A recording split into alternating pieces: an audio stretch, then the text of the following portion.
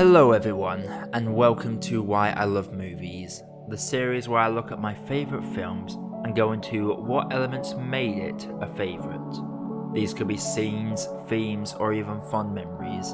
The important thing is that they stand out. My name is Josh, your Movie Apprentice, and today I will be looking at Kubo and the Two Strings. To summarise the plot, Kubo is a young boy being hidden by his mother from his grandfather the Moon King. Unfortunately, Kubo stays out past sundown one day, allowing his aunts to track him down, causing his mother to sacrifice herself, leaving Kubo to go on a quest with his friends Monkey and Beetle to recover an ancient armour that will help him defeat the Moon King. This film only made 76 million worldwide on a budget of 60 million, a fact that always bothers me since Trolls came out months later, making over 300 million despite being the far inferior film. Not many people gave Kubo a chance, and despite winning Best Animated Feature at the BAFTAs, the film remains underappreciated. With any luck, I'll be able to sway some of you to give this film a shot, and to begin with, I will talk about an element that puts people off these sorts of films.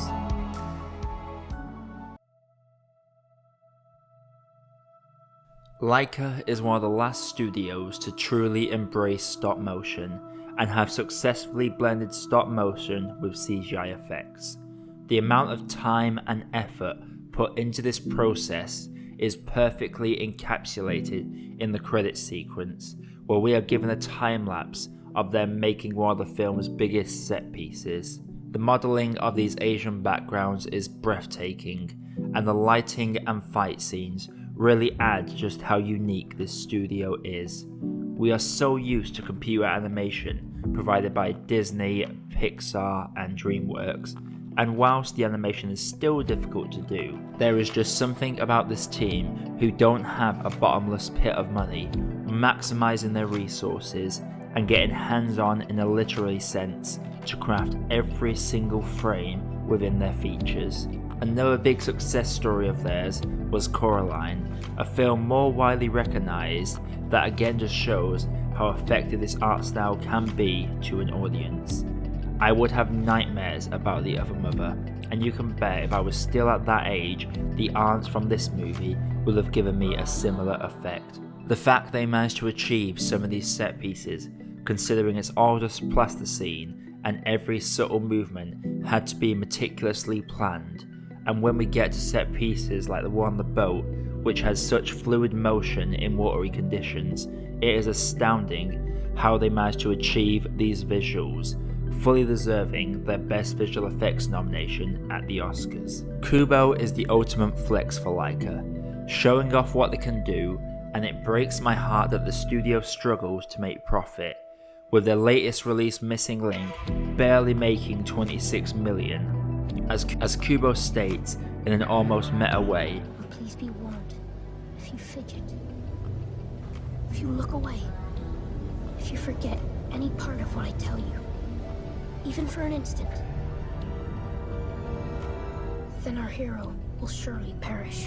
Which in a film about storytelling feels like Laika telling us not to forget what we have seen and to spread the word before they go under.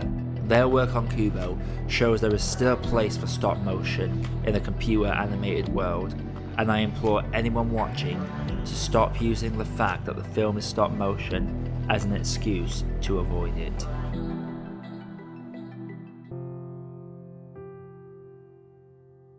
If you have been on my channel long enough, you will know that the one thing I hold above all else when it comes to animated features is that the more fearless and trusting the film is, the higher it stands in my view.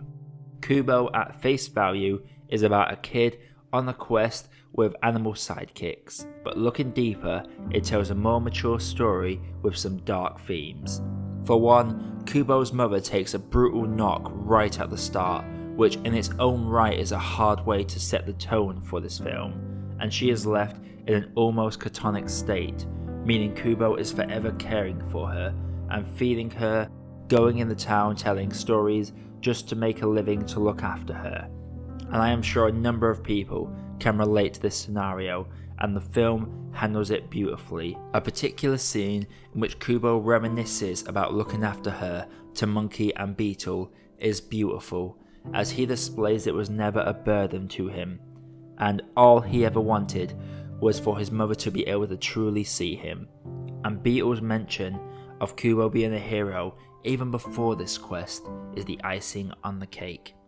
And then we get into the darker horror elements, such as the creepy art, the foreboding lighting, the unrelenting soundtrack constantly keeping us on edge in these moments.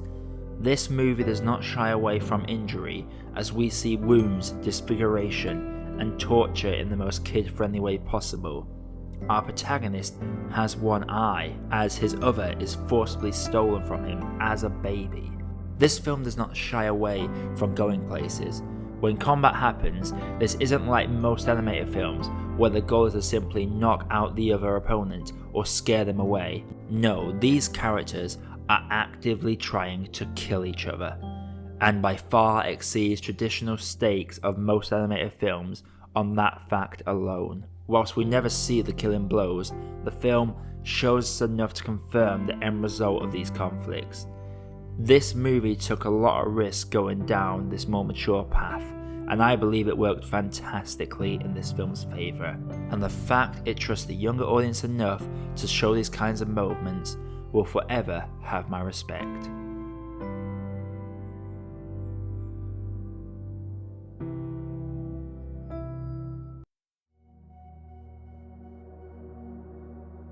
We get a lot of movies every year, but how many films can we honestly say had a good story that did not rehash and felt at least somewhat original?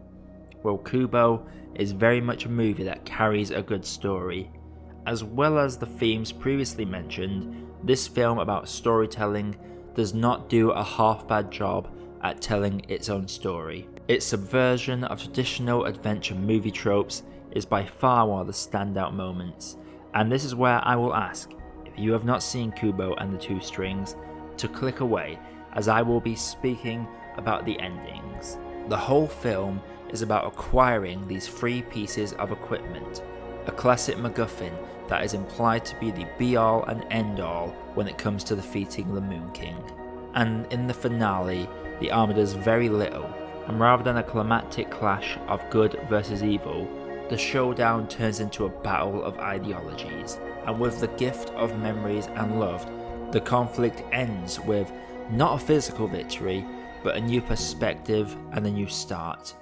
And to finish off this tale about stories, there is no fairy tale ending, and the concept of death is displayed in a more positive light. Whilst acknowledging its sadness, the movie twists it into more of a positive thing, assuring that as long as you have memories, the ones you lost are never really gone. And the revelations throughout the film, of which there are a few, are neatly set up in the lead up, and while some are predictable, others genuinely made my heart swell. Kubo is a great story, and I would implore anyone who hasn't seen it to check it out. This is a story that is worth seeing, and that is why I love Kubo and the Two Strings. This is why I love movies. That really is the least of it.